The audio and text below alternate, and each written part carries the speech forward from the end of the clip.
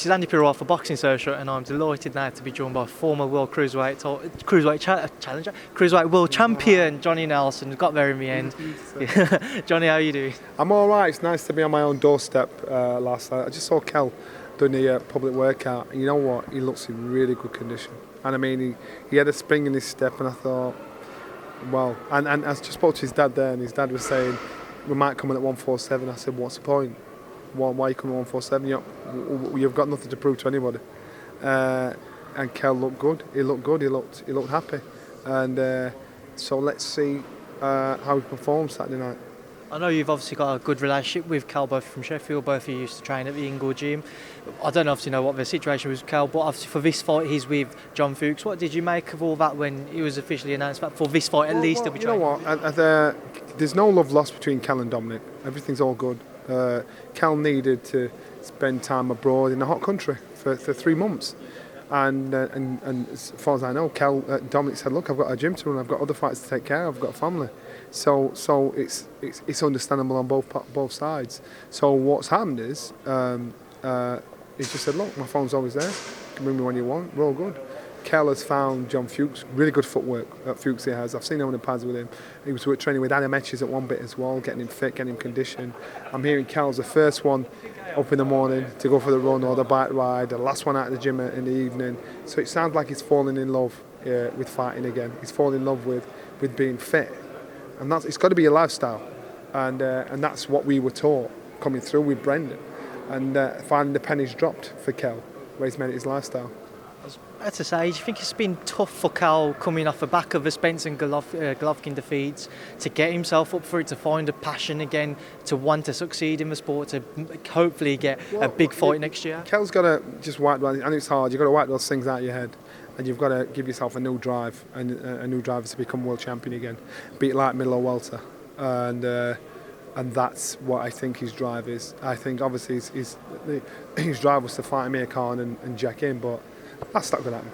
You know, see you later. That's not going to happen. You can only say no in so many different ways without actually saying the word no. So it ain't going to happen. And so Kell understands that now, and he said, right, you know what, move on. So what do you know about Michael Zerafa? What type of fight do you think we're going to be in store for on Saturday night? I think it's about levels, and Kell has proved he's a world-class fighter. Zerafa is going there. It's a great opportunity for him.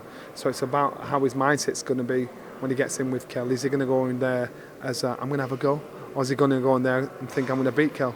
And so I think Zerafa's going to have a great go, because this is his golden chance to get in the mix, to get in the world rankings. I think it'll be a good fight, but I think Saturday will tell us what Kell has left. Saturday will tell us how good his new coach has worked with him. Saturday will tell us if he's still a world class fighter.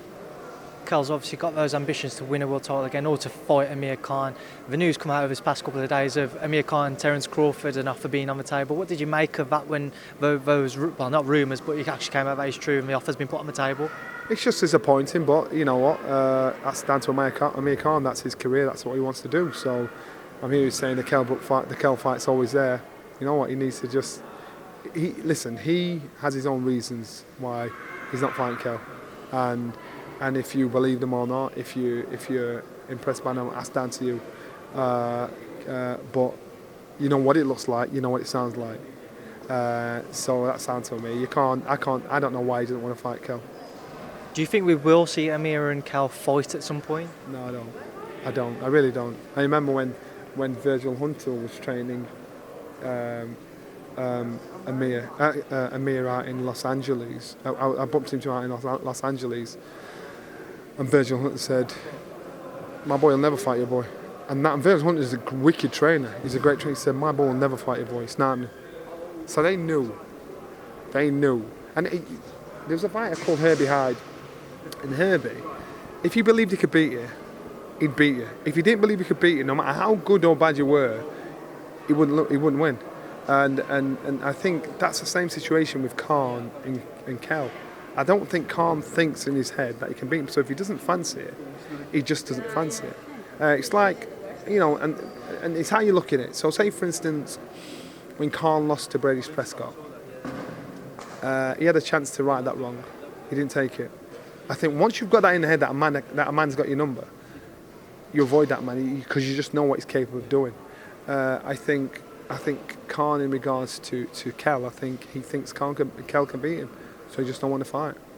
So say if the Khan fight doesn't get made, where does Kell go? Does he stick at 154? Does he move to 147 for a big fight there? I do 154. I do 154. Get up there, step up, attempt to get another world title. I think it's within his grasp. I think Kell. I've always been surprised Kell's made 147. Kell is a powerful individual at 154, and I think it's about confidence and self-belief at 154. I think 147 he was like the biggest there, but when he lost at Bramall Lane, it was the first time I saw him physically manhandled partway through a fight, and that told me that you've outgrown welterweight now. You're no longer welterweight. And over this past weekend, we saw Tyson Fury and Deontay Wilder over in the States. What did you make of the fight? I think Tyson Fury showed the sweet science of boxing not being hit and not be hit. I think he exposed Deontay Wilder's boxing ability as a boxer. I think Deontay Wilder's a powerful man. Remember, 15 stone 1, he knocked down a guy that was 3.5 stone heavier than him. So this man can punch. This man's got the power. But it wasn't enough. It wasn't enough, and I think Deontay knows he didn't win. And at times, I thought, how often did he show the basics? Jabs, 1-2s, big, the basics I get you through, because the basics are what beat him. Jab, doubling it up, triple jab. The basics beat him, and Deontay didn't show any of that. And I just thought the thing that bugged me the most about it was the judging. I think it does our sport no favours whatsoever because it stinks. It stinks. And I was watching it in a casino with a few boys, and one guy that didn't know anything about boxing, he said, great fight, but I'll never watch boxing again, it's corrupt. You know how that made me feel? Boxing is a corrupt. It's the only sport you can't play at. You can't play boxing. But when you referee, when judges are making decisions like that, barefaced, lying, or telling you you didn't see something you saw, it just, it sickens me. And I think with those guys, and it's happened before, it'll happen again. And the reason why it happens again, and it's happened before and it'll happen again, the reason is because these guys are not held accountable. All you do is know their name. The Mexican judge could be stood here, the one that had it at 111, 115, you won't know who he is. You sit this man down, put a camera in front of his face, put the fight there and tell him to talk you through the fight. And then you'll see what he sees from his position, because he gave Wilder the first 6 rounds. You're thinking, really? So to me, I just think you should name and shame these people. And so then doing that, it either makes other refs less inclined to be as less vigilant, or it educates us when we're watching it from the outside, and we think, oh yeah, now I understand your point of view. And to me, I'll always say, I think people like that, they're cheats. They're just cheats, and they kill our game. I know we've had issues like that over here, for example, the Parker Williams fight on the World Boxing Super Series where everybody thought Darryl Williams won it. But it seems to be more of a recurring situation in the States. Is that the case? And do you think people are going to start to want to go and fight there less and less because of the judging? Listen, we used to have Italy used to have that reputation. Germany used to have that reputation. The word is you've got to knock them out to get a draw. That was a reputation. I think what needs to be done is justification. Get these people to sit down and explain themselves. You do that, and less people will be more inclined to come up with such ridiculous results because they think, I better do this right. I better be able to justify everything I said and done. And also just on Fury himself, was you surprised by just how good he was in his... No, before the fight, I was asked if Tyson Fury could win, and I said if Tyson Fury was with his old team, yes. He has the ability to do it. My problem is Ben Davison, who was his trainer. I didn't think he had the experience for such a big fight. And my analogy was, you could pass your driving test, and I'll give you a Porsche 911 for your first car. I'm not saying you can't drive. I'm saying it's a bit too much car for you. When I saw Ben Davison in the corner of Tyson Fury, I was impressed at how calm he was, how relaxed he was, his demeanour, how he spoke to Tyson, he had Tyson's ear. And I thought, all right, now I see it. So because I've seen this, now I'm with it. But because I didn't see it, how can I bet on something I don't know? I'm thinking, I'm not sure about you. I know what Tyson can do, but I'm not sure about you. What happens when he's got to come back and there's pressure on?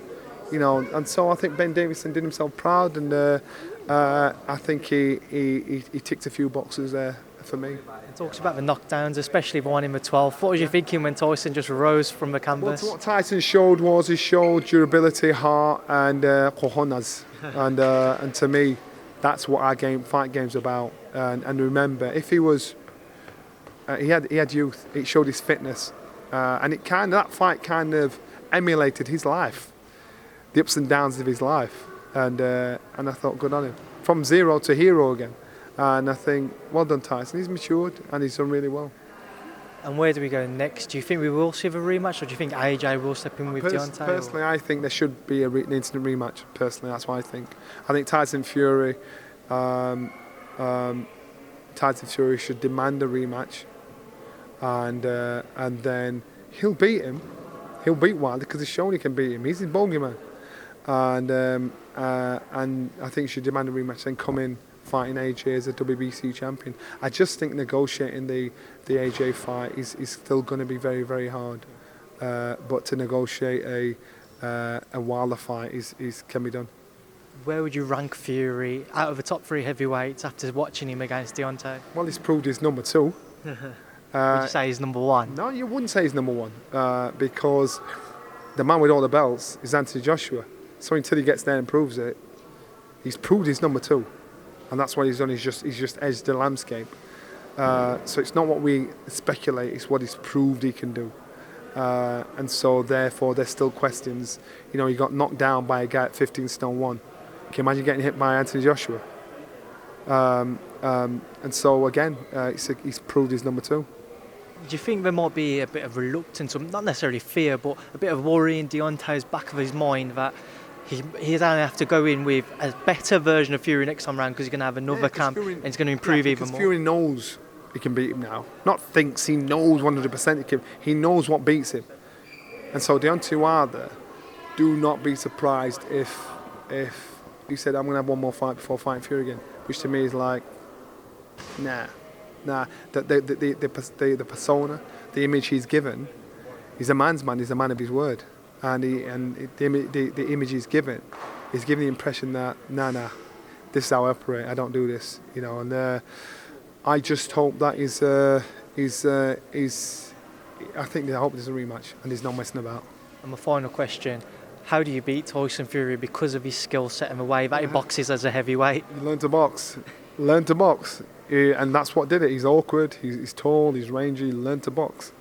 Don't try and blast him out. Brains ain't going to do it. Brawn's not going to do it. Brains will do it. Learn to box. It's a sweet science. Well, Johnny, thank you for speaking to Boxing Social. Thank you.